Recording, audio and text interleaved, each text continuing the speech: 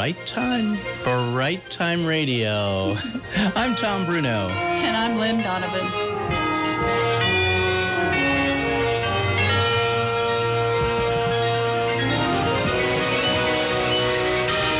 Hey, today's show is a little different. Our guest next to me here is Tracy Beach, and she will be reading an excerpt from her book, Frozen to the Cabin Floor, the biography of Baby Doe Tabor.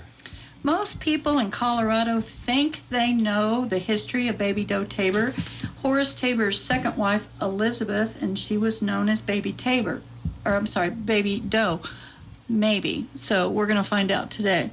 And everything that has to do with her final demise might be a little different than you thought it was, too.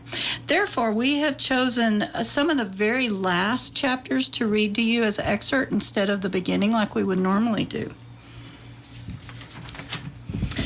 Our author today is Tracy Beach, and she was raised in Salida, Colorado. She is the author of The Tunnels Under Our Feet, Colorado's Forgotten Hollow Sidewalks. That sounds so exciting. I'm a tunnel person. Yes, you are. I like the tunnels under the He cabin. loves tunnels.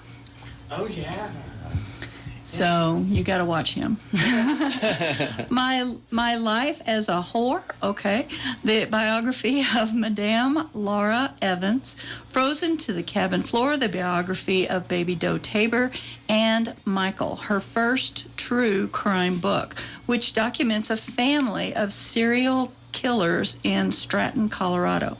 Currently, Tracy is finishing a second Tunnel Under Our Feet book, as well as a book entitled The Night of 1,000 Heroes, which chronicles the true story of the 1921 Pueblo, Colorado flood. All of that sounds fascinating. It is. I'll bet Tom's buying the tunnel books. Well, welcome, Tracy. Yeah. It's great to be here. Yes, welcome, Tracy. Thank you for coming to Right Time Radio today.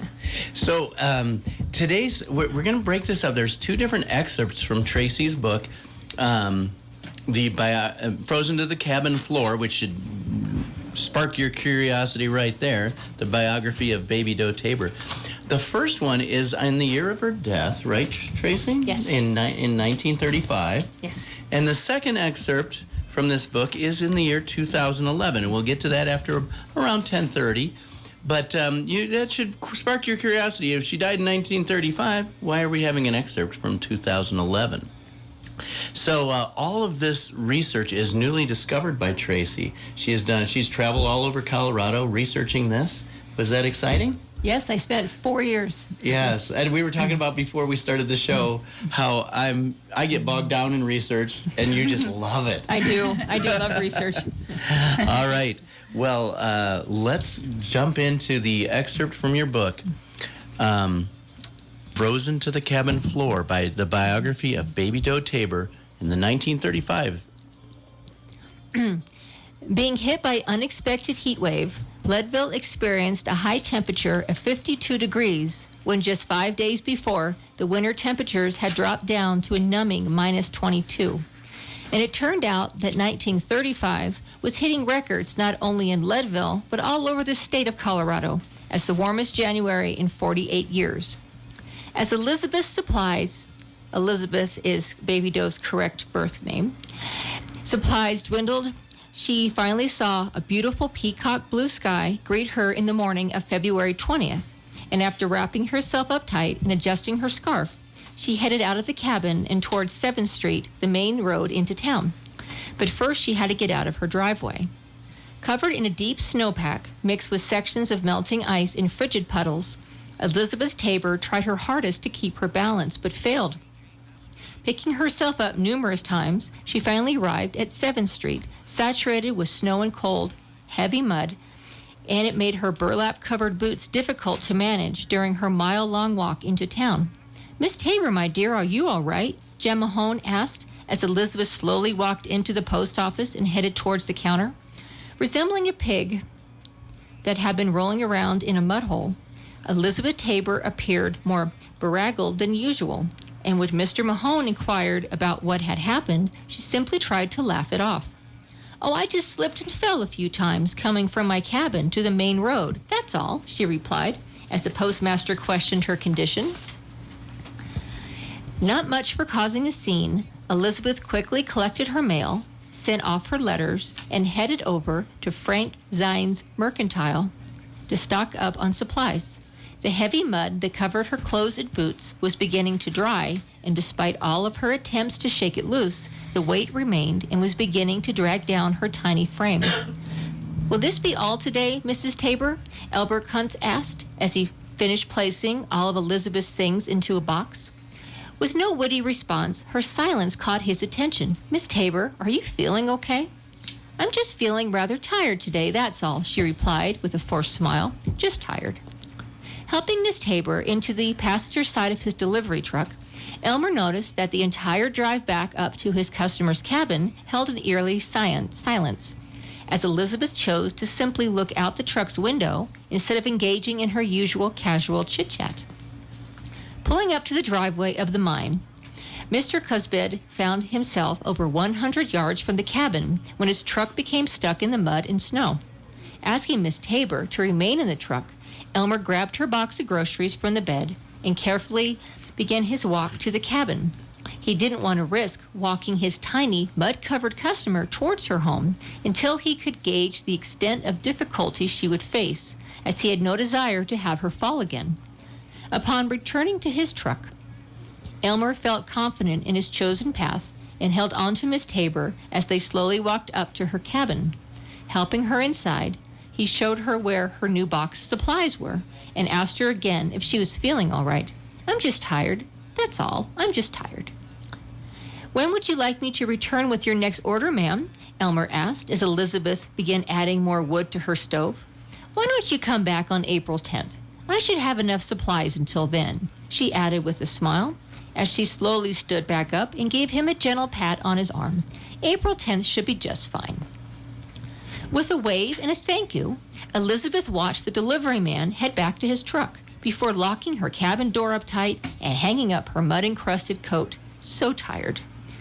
Sitting down next to her wood stove, she felt the warmth fill her body as she slowly began to untie the twine that held the muddy layers of gunny sacks over her boots. Just so tired. Undressing down to her chempsey, Elizabeth shuffled over to her bed, curled under the piles of soiled covers and soot-covered blankets, desperate for rest. "I just need to sleep. Please, God, just let me sleep." But her pleading soon fell on deaf ears, as a black-cloaked entity suddenly materialized outside the matchless, floated toward Elizabeth Tabor's cabin, and pressed the tip of his scythe against her front door. Easily gaining entry, the angel of death silently glided over to Elizabeth Tabor's weary body, seized her heart, and compressed it. Bolting upright and grabbing her chest, she gasped as the sharp pain shot through her, before death teasingly loosened his grip, only to squeeze once again. To add to her torment, he then enveloped her body within his black mist and began stealing her breath, gently returning it with a struggle before violently ripping it away from her once again. Desperate to breathe, Elizabeth managed to push her covers aside and escape her bed. But as death continued his torment, the pain in her chest suddenly stopped. Pulling his skeletal hand away from Elizabeth's heart, the Reaper turned towards the sound of a nearby soul begging for release. Glancing down at the frail body of Miss Tabor, he reached deep within his spectral robe and removed a Gothic hourglass, which he set on the nearby table. Tapping it with the tip of his scythe, the sands that gauged Elizabeth's time left on earth began to fall as death vanished from her cabin. And with the wind continuing to blow snow against the mine's headframe and assist the blizzard in its arrival, the only sound that came from inside the cabin was the delightful crackle of the wood stove and the constant ticking of a clock that enjoyed being 30 minutes slow. Tick, tick, tick. But with the hands of the clock unable to add fuel to the fire, the heat from the wood stove eventually began to diminish as the last specks of wood burned out. And with the snow continuing to dump its feathery brilliance onto the cabin, it soon created a cocoon around its silent occupant as the thermometer began its descent until it hit a frigid -8 degrees. Tick, tick, tick. Miss Tabor, are you home?" Tom French asked as he knocked on the front door of the cabin. Mrs. Tabor "Boost me up and I'll peek in the window," Sue Bonnie asked as Mr. French leaned his ear against the door. Sorry. Hey, Carrie, this is Right Time Radio, and we'll be back with more of Frozen to the Cabin Floor after these messages.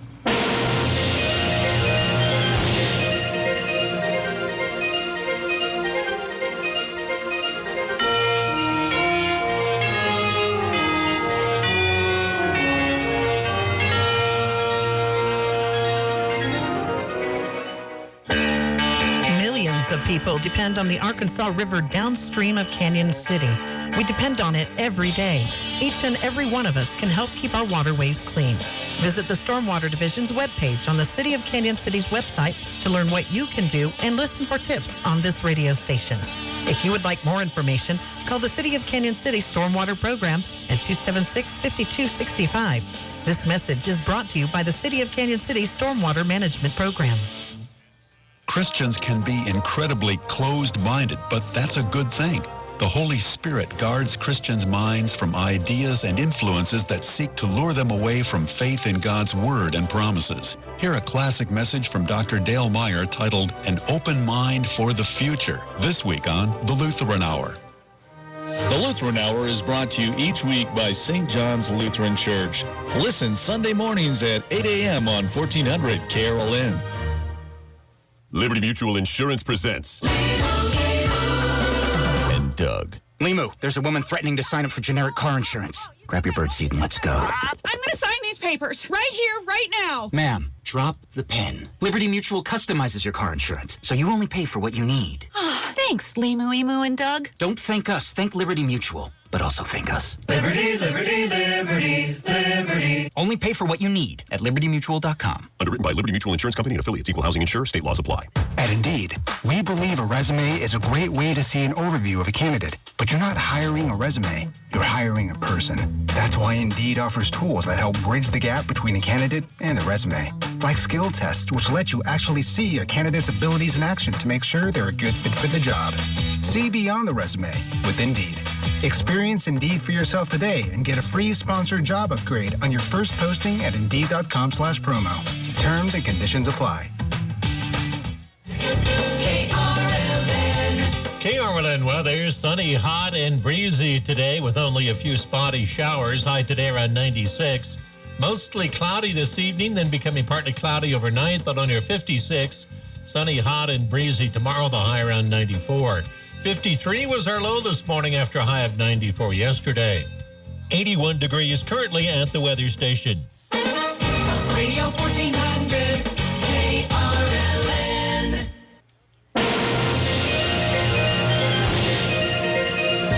Welcome back to Right Time Radio, live every Friday at 10 o'clock. Our guest is Tracy Beach, and we'll continue reading the biography of Baby Doe Tabor. Wading through the waist-deep snow that surrounded the cabin, Tom lifted up his lady friend and held her still while she looked inside the windows for any signs of Mrs. Tabor. The couple hadn't seen her in town for a while, and when they walked past her cabin, Tom had noticed there was no smoke coming out of her stovepipe.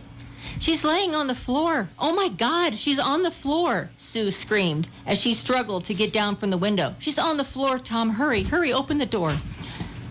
Lowering Sue from the almost 4-foot-high snowdrift, Tom trudged back over to the cabin's front door, but tried to open it. He found it locked. Taking a few steps back, he got a good start and slammed his shoulder against the door, which gave a slight groan. Rubbing his upper arm, he shook the handle and could feel the looseness of the inside lock. With a confident expression, Tom slammed his shoulder once more into the door and almost fell into the cabin's lean-to as the lock gave way.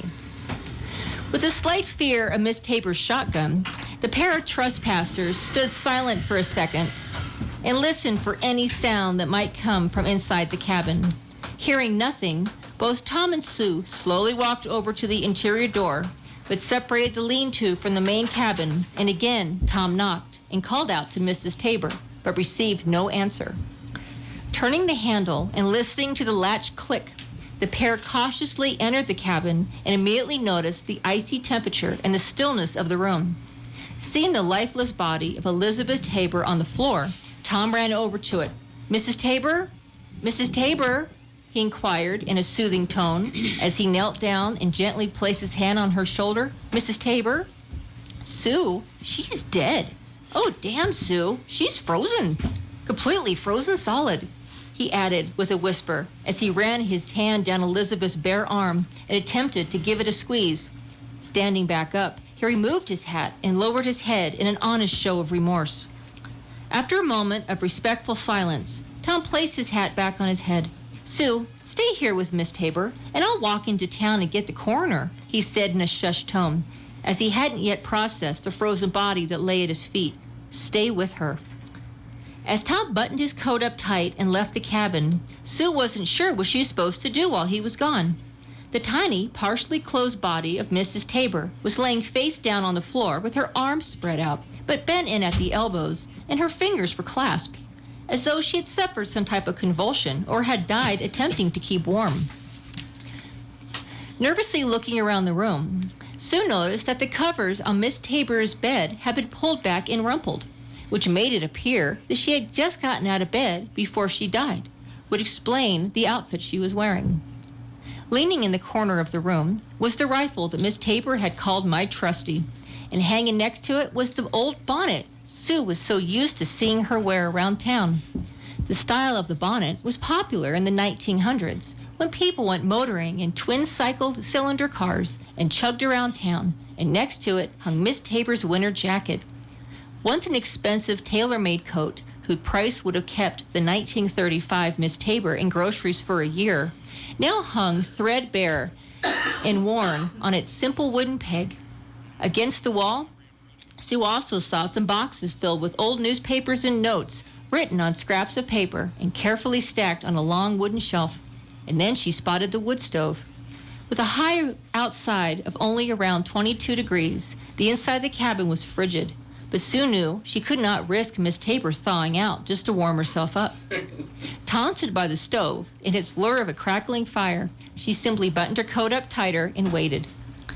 After what seemed like hours, Sue finally heard the sounds of heavy footsteps crunching in the deep snow and distant voices of numerous men approaching the cabin. Jumping up, she quickly left the frozen mausoleum that held Miss Tabor's body and welcomed the chance to join the living once again. Afternoon, Miss Bonnie. Sorry we all have to meet like this, Coroner James Corbett announced as he turned to introduce the young man he had brought up with him. And this here is Andy Cassidy. He has been learning the trade. Nice to meet you, ma'am. Sorry about Miss Tabor, he added as he shook Sue's hand. Well, let's all go inside and see what happened, the coroner announced with a mournful tone as he started to walk towards the open door of the cabin's lean-to.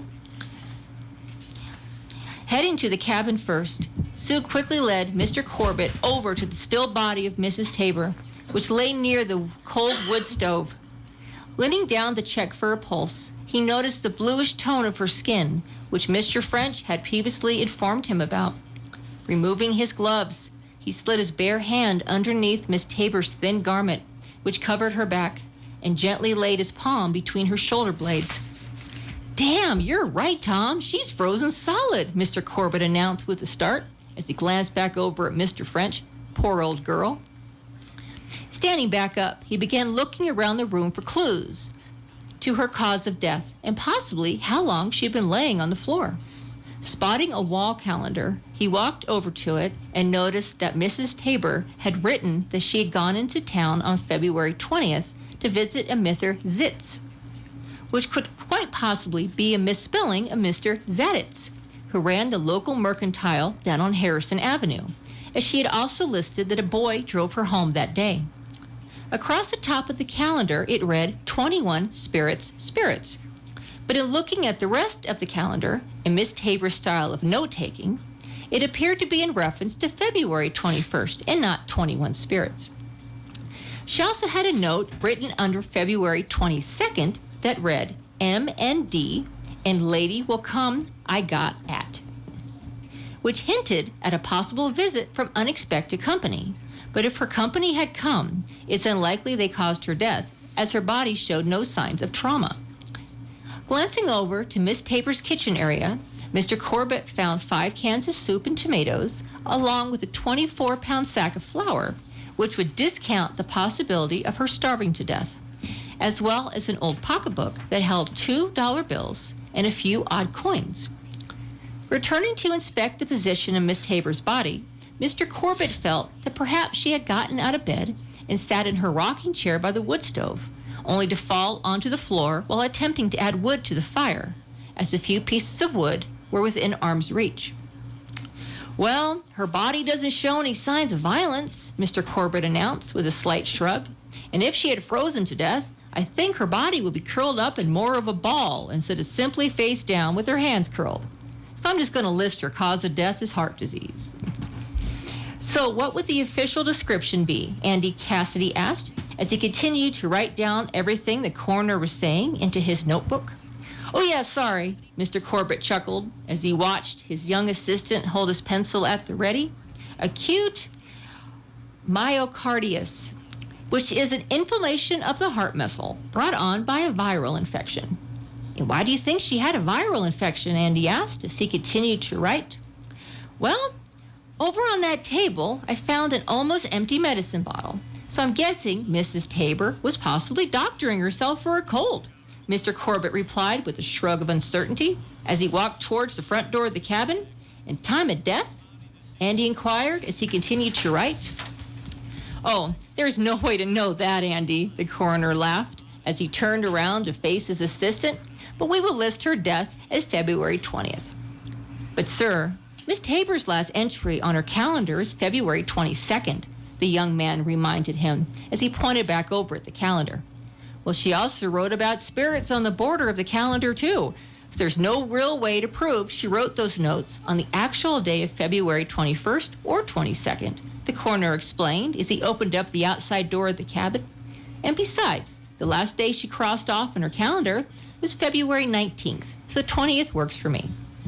Now, if you and Mr. French would help me retrieve the cot and some blankets out of the back of my truck, we can get Miss Tabor wrapped up and down to the morgue so she could thaw out," he added, as he began buttoning up his coat a little tighter. This is definitely not the ending anyone would have wanted for the widow of Governor Haw Tabor. Thank you, Tracy. We're going to have more of Frozen to the Cabin Floor. The excerpt of her Miss Baby Doe Tabor's life in 2011, and I hope that piques your curiosity. We'll be right back after these messages.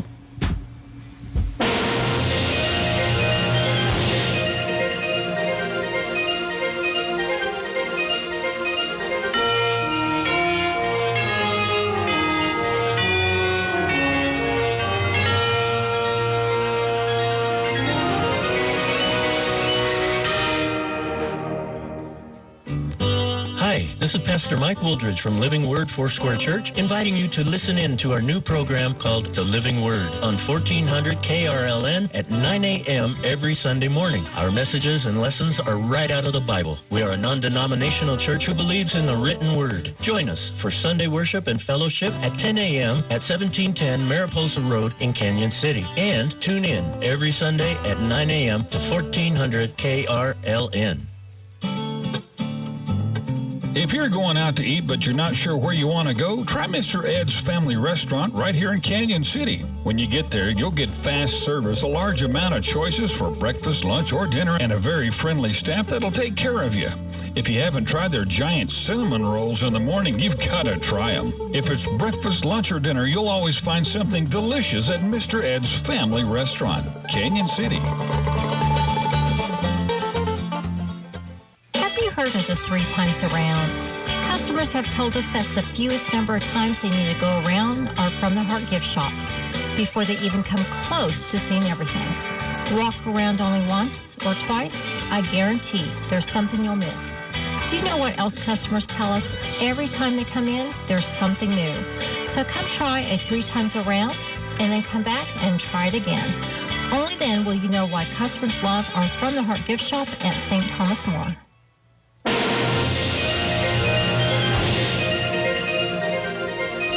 We are back with Right Time Radio and more of Frozen to the Cabin Floor by Tracy Beach.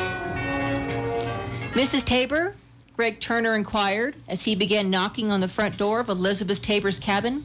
Good morning, ma'am. My name is Greg, and I was here yesterday giving tours of your cabin. I hope it's okay if I come inside to set up. Putting his ear to the door, he listened for any sounds that might indicate that Miss Tabor was not going to tolerate his desire to conduct a tour of her cabin today. Not hearing anything, he reached for his keys, and that's when he noticed it. The rope that he had left tied to the outside wall of the lean-to was missing again. Having grown tired of sweeping out the cabin every morning before he started his summer tours, Greg had devised a creative way to block dirt from blowing underneath the cabin's door, which involved both a rope and a quilt. Greg would take the old quilt off the bed, and after rolling it up like a snake, he would fold it in half and wrap it up with a thin rope, but leave a long excess piece sticking out in the middle. He would then carry the quilt over to the door, lay it on the floor, and push the long tail of excess rope outside from underneath the door. This allowed him to leave the cabin, close the door behind him, grab the rope, pull it until the quilt was tight against the inside of the door, and then tie the rope to a nail inside the lean-to.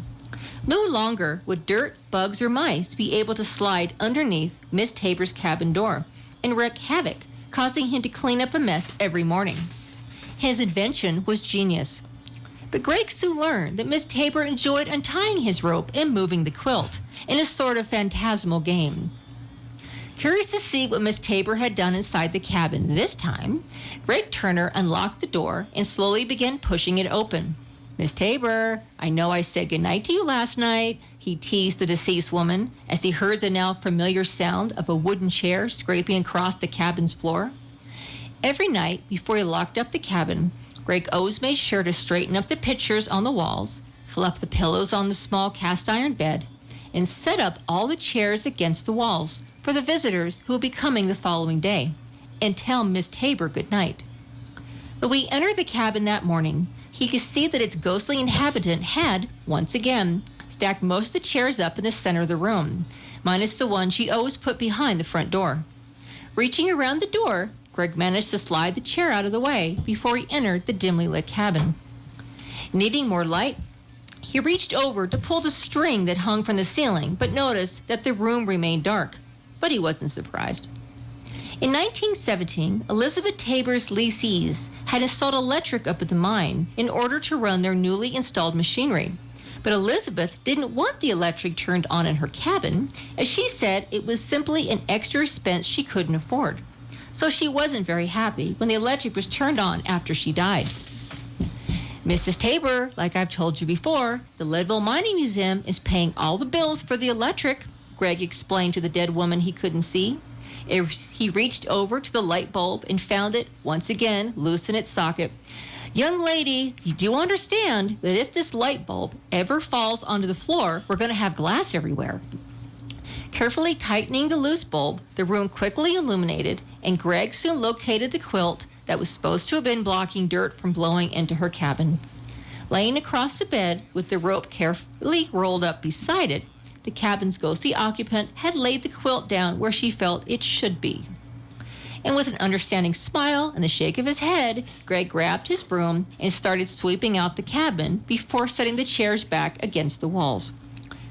Ever since Elizabeth Tabor's grisly death was plastered all over the headlines back in 1935, people have been breaking into her cabin to either steal things or just to feel like what it must have been like to live there.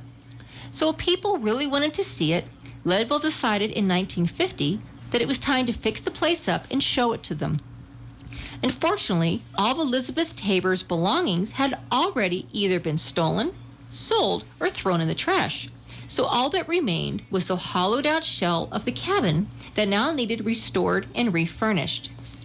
After restoration of Miss Tabor's former home, a group called the Leadville Assembly Incorporated began offering tours on July 16, 1953 at 15 cents a person.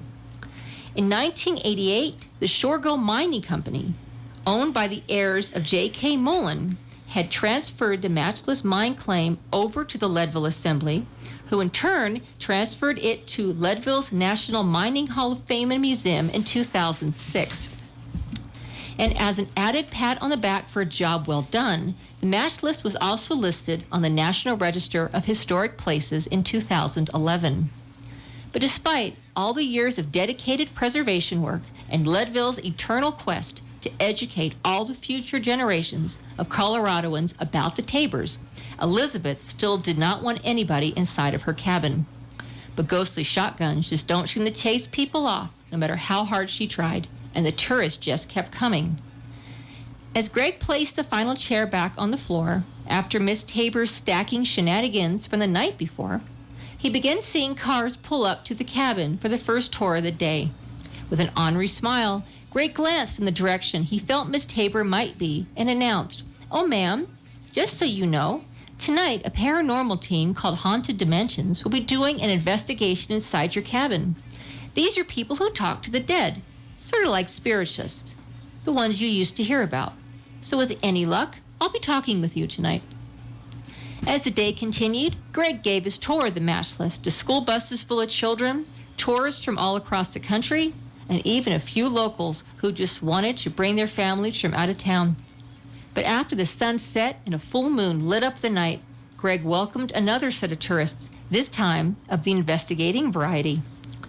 Armed with cases full of instruments, cameras, flashlights, and the newest in technology, the paranormal team exchanged their introductions with both Greg Turner and the museum's curator, Kat Nelson, before setting up for a night of spiritual conversation. One of their most useful tools the team brought into play to communicate with the dead was a simple flashlight with an added twist. Literally. They simply took a standard flashlight, turned it on, then twisted the case just enough so that the light went off. Next, they gently shook it to see if the light flickered on and off. And if it did, it was laid on a flat surface so any ghostly visitor could turn it on when asked a question. Next, the team handed out a collection of EMF meters, which is a handheld device that houses 5 different colored lights on the top, which range from yellow to red, and is believed to detect spikes in electromagnetic energy. As the team began to scan the room, a collection of digital recorders were also set up in an attempt to catch any disembodied voices during the question and answer segment of the investigation. One of the investigators would also be holding a digital recorder as well as wearing a set of headphones, so he could hear any ghostly response to a question and immediately replay it back for the team. Finally, while one team member turned on an infrared video camera, another clicked on an amazing paranormal wonder called an Ovilus. This amazing digital device contains a dictionary of up to 3,000 pre-programmed words, and it is believed that spirits can answer a question by choosing a word in the machine's database, which will then appear on the screen. Okay, everyone, let's go dark.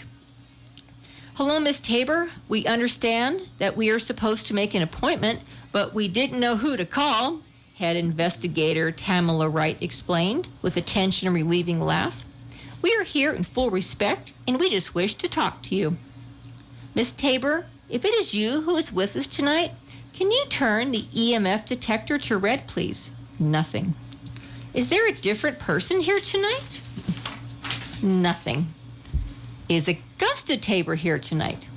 A loud thump noise is heard, similar to a boot stomping on the floor, where it's heard echoing through the cabin as the digital recorder picked up the first disembodied voice of the night. That's not me. Miss Tabor, is that you?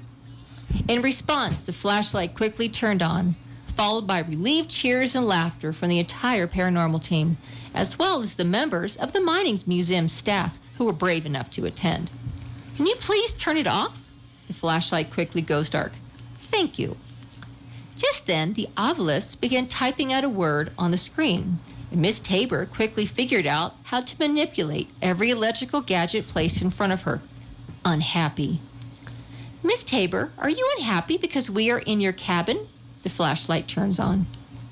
Miss Tabor, we mean no disrespect. Are you aware that you have passed? Just then the Ovilus displays a picture of a heart. Leaning over to tap the lead investigator on the arm, Greg whispered, "It is believed that Miss Tabor died of a heart attack." Mrs. Tabor, did you die from a problem with your heart? A loud stomp is heard. Miss Tabor, do you want to talk to us tonight? Silence. Mrs. Tabor, do you want us to leave? The flashlight quickly turns back on, but is now shining brighter than before, and then quickly turns back off. Miss Tabor, can you tell us why you want us to leave? Suddenly, another loud thump is heard, followed by an uncomfortable tension in the room. I feel that Miss Tabor is yelling at us, Eric Wright, one of the abandoned paranormal investigators, announced to the group, which was quickly answered by the flashlight coming on again. Miss Tabor, we just feel so bad for you. There's just so much more to life than this cabin. Suddenly, Eric held up the digital recorder and announced, she just said, don't come back. As a shiver ran through the cabin's visitors, a single word appeared on the obelisk, Greg. Miss Tabor, who is Greg? With a smile, Eric said, she just replies that he works here. Oh, wait, now she says she appreciates him. Feeling a beam of pride, Greg Turner couldn't help but smile.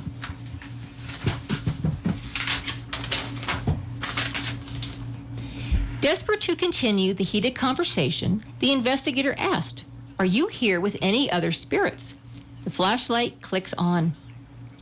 I just picked up the sounds of a woman humming and the creak of a rocking chair, the investigator holding the digital recorder announced with a smile. Wait, she just said, that's my chair. Mrs. Tabor, can you tell us who else is with you? Just then, the man holding the digital recorder held up his hand to request silence and replayed the name he had just heard before he looked over at both Greg Turner and the museum's curator, Kat Nelson, and asked a question that solidified the entire investigation. Who is Jacob? Just then, loud bootsteps were heard walking across the cabin's wooden floor, and when they stopped, the flashlight turned on, then turned back off. She's with Jacob? Greg whispered to Kat as they both tried to keep their voices down. I thought she would be with Horace. Miss Tabor, are you the one who moves the furniture at night when the tour guides don't say goodnight to you? Investigator Tabalimba asked, unaware of the private conversation going on between the museum staff members. Again, the recorder catches a reply. She just said that's Jacob.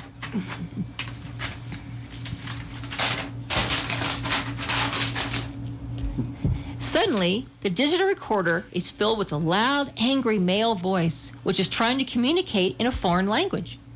Despite repeatedly playing back the recording for the group, nobody can determine what the voice is saying. I'm guessing that would be Jacob Sands, Craig Turner explained as he turned around and pointed to a framed picture on the wall behind him. He was Elizabeth Tabor's lover when she was married to her first husband, Harvey Doe. His name was Jacob Sandowski, but he shortened it to Jacob Sands after he immigrated here from Poland. That language you caught is probably Polish. Can I ask Miss Tabor a question? Greg asked the paranormal team, who instantly approved his request. Miss Tabor, this is Greg.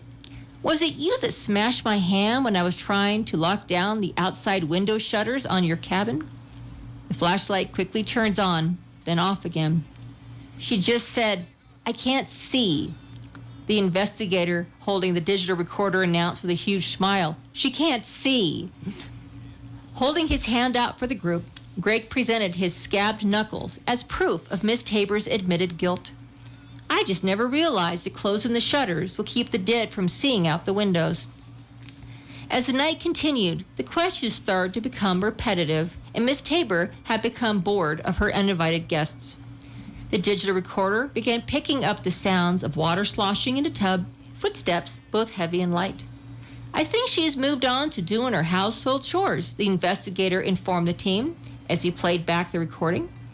Maybe it's time to move to the blacksmith shop next to the cabin.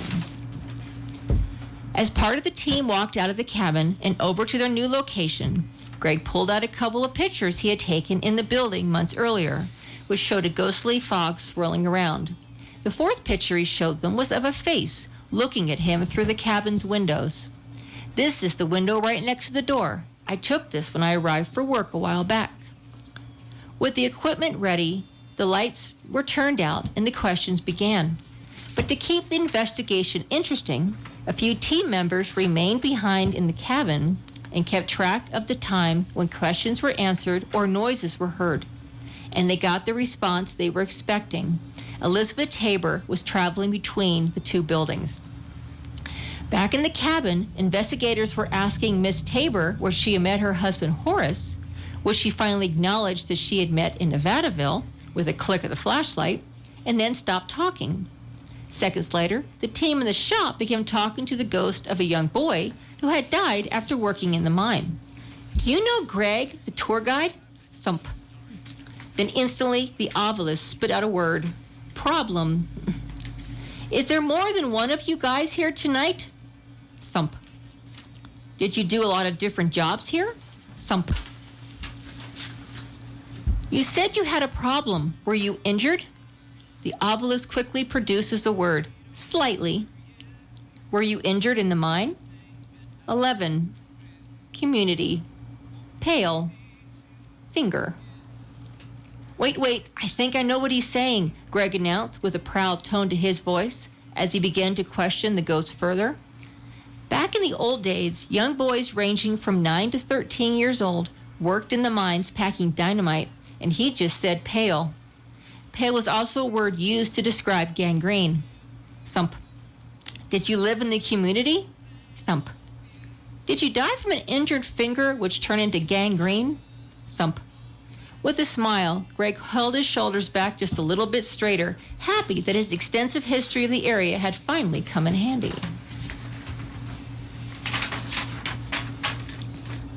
But as the night continued and the spirits appeared to have become bored with the constant questioning, the team finished up their paranormal investigation and began packing up their gear. As they did, the paranormal team asked Greg Turner why he thought Elizabeth Tabor was spending eternity with Jacob Sands and not her husband Horace. Suddenly, remembering a piece of history, Greg went over to a cabinet and, after rifling through a stack of papers, pulled out a copy of an old letter which Jacob had sent to Elizabeth Tabor. "My darling love, I remain yours and ever, Jake." If you would like to visit the Matchless Mine and maybe try to contact Miss Elizabeth Tabor or Jacob Sands yourself, the mine is open for tours from Memorial Day to Labor Day. All 3 paranormal investigations discussed in this chapter, as well as the ghostly photographs, can be viewed on YouTube under Walking History of the Matchless Mine.mov. Awesome. Thank you so much, Tracy. This is Right Time Radio. We'll be right back.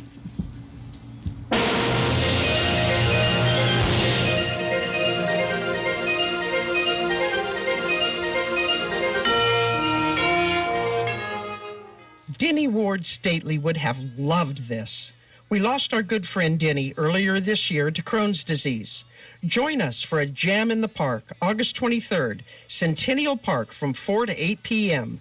The splash pad will be open, food and drink vendors will be there, and Rocky Mitchell and friends will be playing at 7 p.m. This will be a special event to celebrate Denny's life and love of community and music. You never know who else is going to show up to jam. 3 Links Apartments are committed to providing quality independent apartment living for age 62 and over and disabled individuals who qualify. Spacious 1-bedroom and studio apartments with emergency pull cords. Located near the hospital. 3 Links Apartments are HUD subsidized, so rent is based on income. For more information, call 269-9134 or visit them at 1300 North 15th Street in Canyon City. Complies with Federal Fair Housing Act and Equal Housing Opportunity. 3 Links Apartments. Have you ever seen a raft rodeo? Ever been to kayak races or listened to live music along a river walk? Have you ever tried French, Italian, Thai, Japanese, Mexican, Chinese, or Indian food? Or strolled along the longest intact historical downtown in the U.S.? Or walked across the highest bridge in the country, America's Bridge at the Royal Gorge? How about taking a historical self-guided walking tour? More than 8 to choose from. You're going to want to stay a while. Take your time. Eat, drink, and join us in celebrating all things Fremont County. KRLN weather, sunny, hot, and breezy today. Only a few spotty showers possible. High today around 96. Mostly cloudy this evening, then partly cloudy skies overnight, but only 56. Sunny, hot, and breezy again tomorrow, high around 94. 94 was our high yesterday with a low this morning of 53. Now 86 degrees from the weather station. Talk Radio 1400 KRLN. Welcome back to Right Time Radio, and this is the part we love the best. We get to visit with the author. Yes. First, let's thank our sponsor, Fremont Regional Hospice. Ran into the ladies that run that place yesterday at the Florence Chamber of Commerce Mixer, and really do appreciate you guys. Want to also put out a shout out that they on August 23rd there's going to be a wine pairing. Done by it's wine and hors d'oeuvres and things, just matching things up. It sounds delicious what they're doing. Lynn here, you're going to be attending. I'm going right, to be Lynn? there. Yep, I'll be there. And you're going to be taking my wife. I am. I am taking your wife. She's my date. Yep. Unfortunately, she's not my date that night because we have a previous engagement at Papa's. We're having live music there, so I'm not able to attend. But that should be a great thing. Contact Fremont Regional Hospice. Support them. They support us, and we really do appreciate them. Yes, we do. All right, Tracy. Back to Tracy. I want to ask you. You did some amazing research on this, and even the YouTube the paranormal investigation. Now you have some background in that, right? Yes, our family and a bunch of other people, we started a paranormal team called Spooks. And my fourth book on Michael, the serial killer family, we were actually able to spend the night at the farm where they did the killings, and we all spent the night in the bunkhouse where some of the murders happened. You're braver than I am. Yeah, that would be freaky. Before we run out of time, let's make sure that people know how to get these books, because I'm sure a lot of people out there listening said, I want more than just a little excerpt, okay? So where can we get these books? Well, they're Amazon, Barnes & Noble, they're online. What about, if they want a hard copy and they want to get it here locally? The Florence Pioneer Museum has all 4 of my books at the museum. I also have a Facebook authors page just under Tracy Beach. And on there, I also give information on where I'm doing my presentations. And in September and October, I will be doing some presentations in both Canyon and Florence. Awesome. Very cool. Is that for Pioneer Days or the Heritage Days? Oh, no, it's not. It's not that weekend. All right. All right. So all of this now, some of this. First, let's explain. Baby Doe wasn't her name. Nope. So what was her real name, and where did Baby Doe even come from? There was the first book ever written about the Tabors. There's dozens of books about them now. It was written in 1932 by an author named David Karshner. And David Karshner then, of course, had allowed the movie Silver Dollar to be made based on his book that exact same year. Well, when he was doing his research, he found an old newspaper article from when Baby Doe and Horace had gotten married in Washington. Now, in order for her to get married to Horace and have it blessed by the church, she would have had to have gotten an annulment from her first husband, Harvey, which she has not gotten yet. But her and Horace both wanted to get married in Washington in front of the president due to his 30 days as governor of Colorado. Since they were only going to be there 30 days, didn't have time for an annulment, she lied to the priest and said she was only 22 years old and not 28, which made for a 30-year age difference between her and Horace. Well, everybody knew that she was Miss Harvey Doe, including the newspaper reporters, but the 30-year age difference made her appear to be a baby. She was also only 5 foot tall, where Tabor was over 6 foot. So the newspaper reported said baby, in parentheses, Doe and Horace Tabor were married today. Oh, wow. That was the only reference I found anywhere. And David Karshner snatched that up and christened her Baby Doe Tabor. So during her lifetime, she really was never rarely referred to as that. Not until the book first came out. Yeah. If you think about it, why would Horace Tabor call his wife Baby Doe after her first husband? Yeah. It True doesn't that. make sense. Yeah. Cool. Fascinating. That's cool research. And I liked. Oh, did you have a question? No, I'm just fascinated. This is all in her head too. She's not looking at notes. Right, she has no notes. She had to read her story, but all her research is in her head because you're obviously very passionate about this. I am. Yeah. I thought it was neat when they asked the paranormal investigation team to get her to finally speak. They talked about Augusta Taylor. Who was that? Augusta Tabor was Horace Tabor's first wife. And so that kind of ticked off the spirits. Yes, it did. That's not me. Oh, that's very cool. Now, some of this you got off.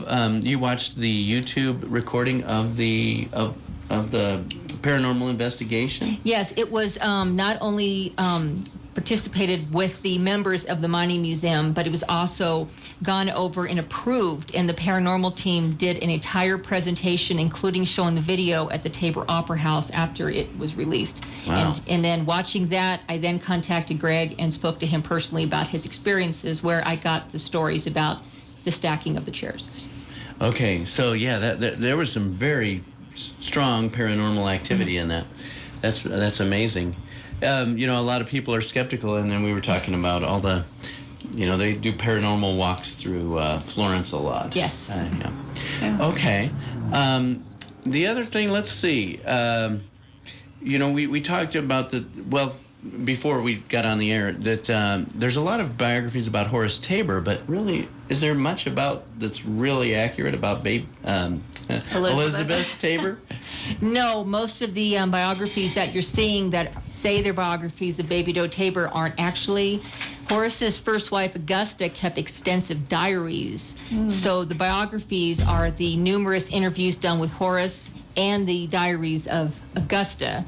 So most people only mention the little bit that they know about Elizabeth at the time, which of course was the fact she was having the affair with Horace and that she had frozen to death. And so I decided to dig into over 6,000 newspaper articles, including tons and tons of oral history done at the Leadville History Museum, in order to trace the actual biography and history of Miss Tabor. And she wasn't crazy, by the way. She wasn't crazy. She had a lot of friends.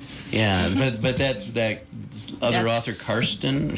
Actually, David Karstner did not list her as crazy. That was Caroline Bancroft that deemed her as insane. She was not insane. And there was a lot, when you found out, there was a lot of outcry from the media against her. And why was that? Well, because at the time, a man was allowed to go and have numerous affairs and numerous girlfriends, because it was known that if he divorced his wife, he could leave her and the children penniless, as it was his right. So women did not divorce their cheating husbands, instead stayed with him. Horace divorced his wife and forced the divorce from Augusta in order to marry Elizabeth, which caused an outrage through Colorado. Well, thank you so much, Tracy. Really fascinating stuff. Great story. As we wrap up, we want to thank the listeners of Right Time Radio. We're on the air live every Friday morning at 10 o'clock, and we bring you old-time radio with news stories, drama, short stories, poems, and excerpts, as we did today. It's a local show with local authors and local stories, so sometimes based on truth, like we did today, and sometimes it's based on our imaginations, but it's always entertaining.